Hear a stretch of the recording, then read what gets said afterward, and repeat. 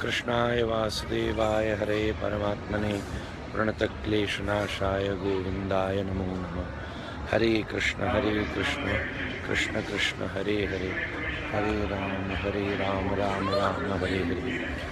मैं आज आपका फिर से स्वागत करता हूँ संडे संदेश में टोरंटो के एयरपोर्ट से।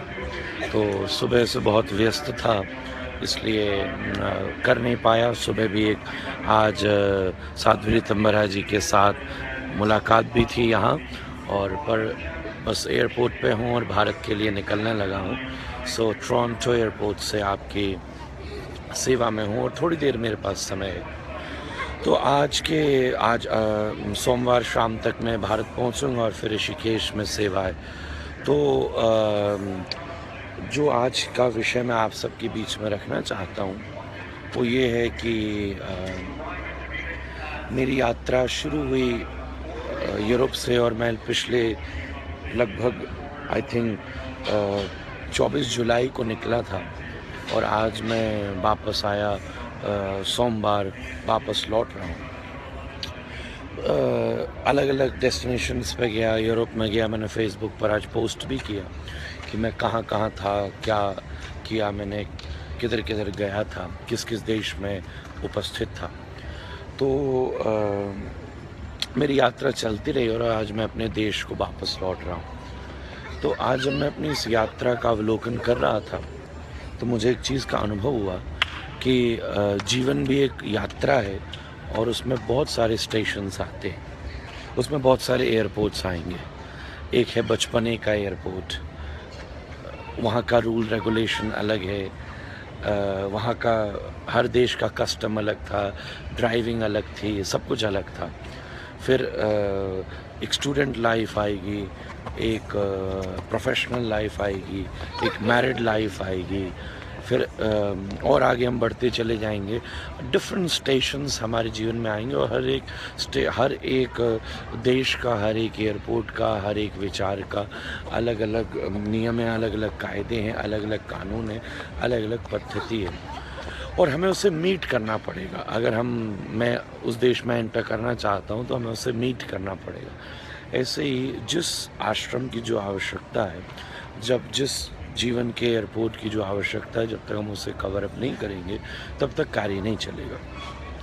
पर अल्टीमेट बात ये है कि आज मैं भारत के लिए लौट रहा हूँ, बड़ा खुश हूँ, बड़ा प्रसन्न हूँ। तो अल्टीमेट हैप्पीनेस कब मिलती है कि जब मैं लंबी यात्रा पे था, ठीक है, सब जगह शांत था, प्रसन्न था, बट एक अल्टीमेट हैप्पीनेस कब निकली जब मैं जहाँ से आया था मैं उस देश में वापस चला गया। ऐसे ही लाइफ शुरू होती है और डिफरेंट एयरपोर्ट से होकर जाती है, पर आप एक्चुअल में पीस और सेटिस्फैक्शन या अपनी यात्रा को कंप्लीट कब मानोगे? मैं अपनी यात्रा को कब कंप्लीट मानूंगा? जहाँ से मैं आया था, जब मैं वहाँ पहुँच गया।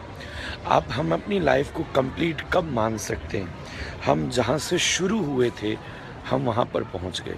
अब आप कहोगे शुरू हुए थे हम एक माँ के वोम से, तो वो तो हमारी इंडियन कल्चर, हमारी इंडियन फिलॉसफी उससे और बियॉन्ड जाती है, उस तक समाप्त नहीं हो पाती। जहाँ से हम शुरू हुए थे उस ठाकुर, उस भगवान, उस ईश्वर, उसको जिस भी फॉर्म में आपको देखना है, उस ठाकुर जी, जब हम वास्तव में वहाँ से शुरू होकर जब हम वहीं पर वापस पहुँचेंगे ना, तो हमें अनुभव होगा कि ये हमारी यात्रा पूरी होगी।